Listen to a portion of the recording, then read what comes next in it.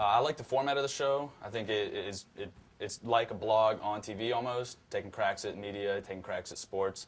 Is there a chance that, I mean, the line gets really blurry in between like some of the bigger blogs and the mainstream? Is there a chance that you will take crack at some of the bigger blogs, and especially too with Versus as well? You know, I don't know, Nick. I think we're going to find out as the show goes on. Honestly, again, we haven't shot our first episode. We're not going to know until Tuesday morning when we step into the studio exactly what we're covering. And the show that airs Tuesday is going to be different from the show that airs a month from now, and hopefully, 6 months from now, if God willing, we last that long. The show's going to evolve too. I mean, based on what sports are in season and also where we're getting our material.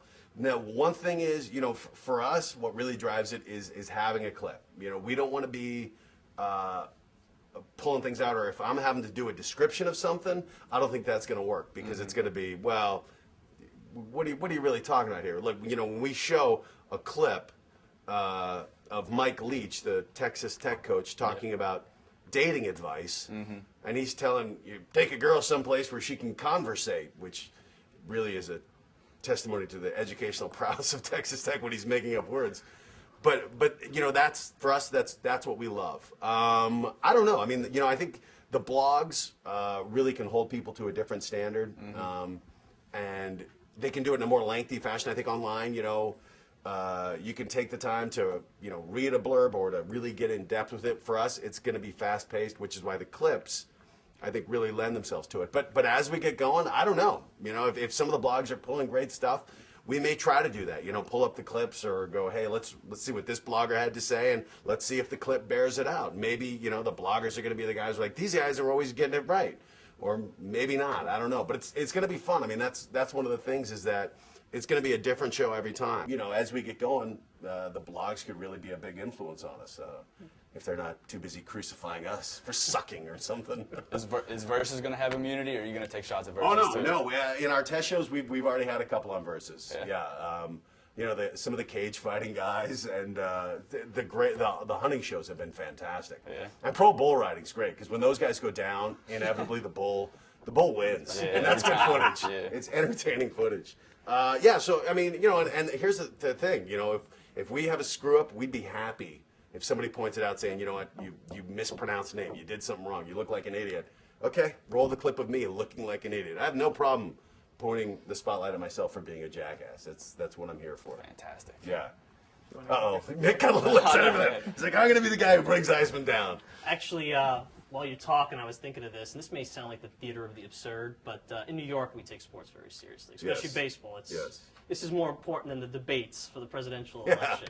But one of the things that has fueled such an underground of blogs with Mets and Yankees is accountability, like you talked about, and the inaccuracies of the media. Yeah. Do you know you could be actually doing us a public service by calling out the inaccuracies, holding these guys accountable, and really, when you talk about Versus, making fun of your own network brings you a lot of credibility, because let's face it, we have a Mets network, a Yankees network. Right. I don't think I can mention them here because they're on Versus channel, but let's be honest, there's some spinning going on. Well, we would love it. And, again, that's one of the things where we're fully acknowledging we have limited manpower, what we're doing.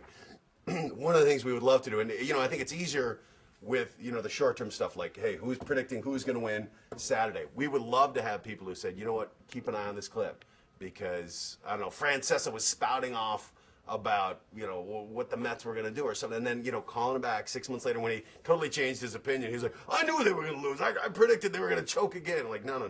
Here you said this. We would love to have that stuff. Because to us, again, it's not saying, hey, you're a liar, you're wrong, because for us, it'd be entertaining. Seeing these blowhards who just can't admit it. And, hey, it's not like we're saying we do it any better, but just admit you're wrong. There's no shame in that. Just because you're getting paid millions of dollars to say that you're right. Can I follow up? Because you brought Francesa. You have to do us a favor then. Yeah. Because if Tampa makes it to the World Series, Francesa has yet to acknowledge Tampa Bay as a legitimate organization. He said, talk to me in August. The Yankees will be 5 games ahead. When August came, he managed to actually use the Mets bullpen woes as a way to keep away from. Right. Callers would call up, say, what about Tampa? Right. He says, we'll talk about them tomorrow. Well, today's a Mets day. This you need is to remember gold. that. This is gold. You got to find that clip. Right. I'll help you find it on YouTube. you gotta say, are we gonna finally, Mike, People talk about Tampa, or as he would say, Tamper. Tamper, right? In Long Island, we use everything. Oh yeah, I don't want to offend Long Island. They'll come in here with tire irons. But yeah, that's the kind of thing what I was talking about with us. It'd be great to have people in the local markets who are like, look, this guy is setting himself up.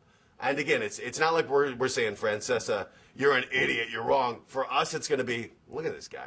He's been saying it all along. He's wrong and he won't admit it because that's entertaining. But yeah, absolutely, that would be. I wouldn't think you'd get a tryout on his co-host tour after that one, but you know. I don't know. What am I going to do with Francesa? I want my own show, Francesa. What about the rights to the clips? If you bash people too much, are you going to get the exclusivity taken away? Next question. That's a good question, Ichigliak. And honestly, we have no idea. Right? That's what lawyers are for. You know what? We're going to go out and again, I think if anyone pulls the legality on it because they feel like we're bashing them, I mean, hopefully then that's when the bloggers say, what's wrong with ESPN? They have no sense of humor here. These guys aren't tearing, have a sense of humor. It's entertainment. And at the end of the day, it's like, I think that's the worst thing they could do, is to say, there's nothing wrong here. Stop doing that, because people smell that. People smell that, and the other thing is, honestly, hopefully it'll make them a better network if they realize, if we're consistently calling out these mistakes or these gaffes or whatever it is, hopefully they'll be able to say, well, maybe we should change something then.